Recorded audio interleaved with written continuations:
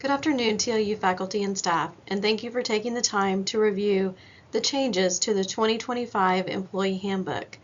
The first change deals with the About the Handbook. This handbook applies to all university faculty and staff. However, the sections marked by the asterisk generally do not apply to faculty. The faculty bylaws and manual govern faculty members in matters specifically addressed in the faculty bylaws and manual. Alternative work arrangements do not apply to faculty. The university prioritizes in-person work, but allows remote, hybrid, or flex time arrangements when beneficial. This is a new policy for TLU, and such arrangements are not guaranteed. However, they are approved on a case-by-case basis, and hourly or non-exempt employees are not eligible. Approved arrangements require a written agreement and must maintain performance, with the university reserving the right to modify or revoke them.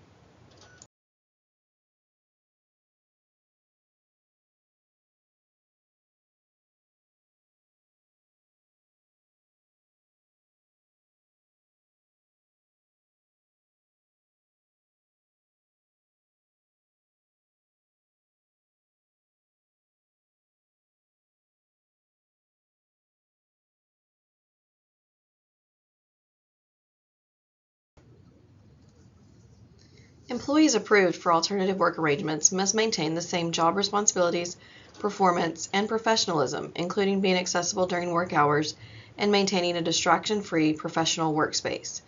These arrangements are not a substitute for leave or caregiving, and employees must still follow all university policies. All agreements must be submitted using official HR forms and approved by Human Resources. Section 2, the pay schedule for all TLU employees, outlines that hourly employees are paid every other Friday, while administrative employees, including faculty and coaches, receive their pay on the last banking day of each month. If a payday falls on a banking holiday, paychecks will be distributed on the preceding business day. This new schedule represents a change from the previous practice of paying on the last TLU working day, with November and December pay dates now following the last banking day instead. All employees should review the updated payroll schedules available in the portal. Section 4, Leaves of Absences, removes the separate maternity leave clause, since maternity, paternity, and adoption leave are covered under FMLA. It also removes extended FMLA and adds a personal leave of absence option for staff. The President's Cabinet would like to highlight the updated confidentiality policy. All TLU employees are responsible for safeguarding sensitive university information and using it only for approved purposes. Confidential data must not be shared or disclosed outside of work without written consent, both during and after employment. Compliance with relevant laws and university policies is required, with violations potentially leading to disciplinary action, including termination. Section 5, Outside Employment, does not apply to faculty, as faculty outside employment is governed by the faculty bylaws and manual. For all other employees, outside employment requires supervisor approval, must not interfere with job performance or create conflicts of interest, and must comply with all university policies.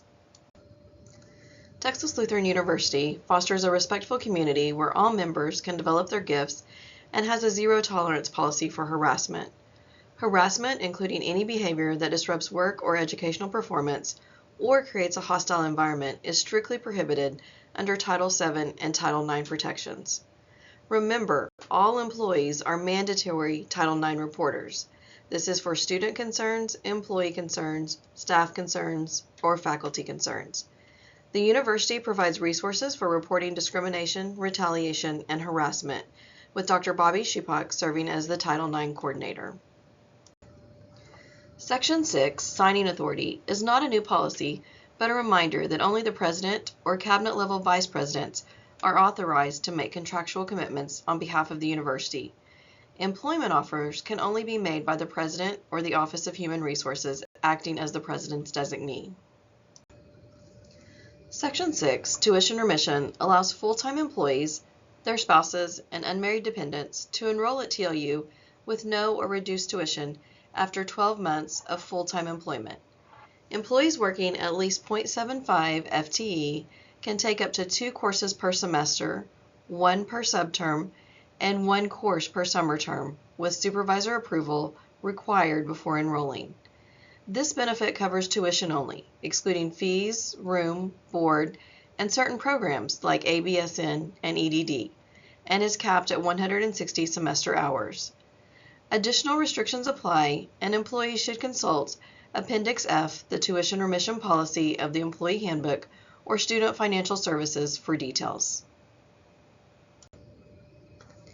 If you were involved in an accident or injured during university duties, it is important that you report it to your supervisor immediately and the Office of Human Resources to avoid delays or loss of benefits. If you witness someone else injured, offer assistance and notify your supervisor promptly. All forms for reporting are located on the TLU portal. Section 7, Key Policy, reminds us that all key requests must be submitted to Facility Services via a signed key request form. Employees must return all keys upon separation of employment, and a $50 fee will be charged for lost keys, but later refunded if the key is found.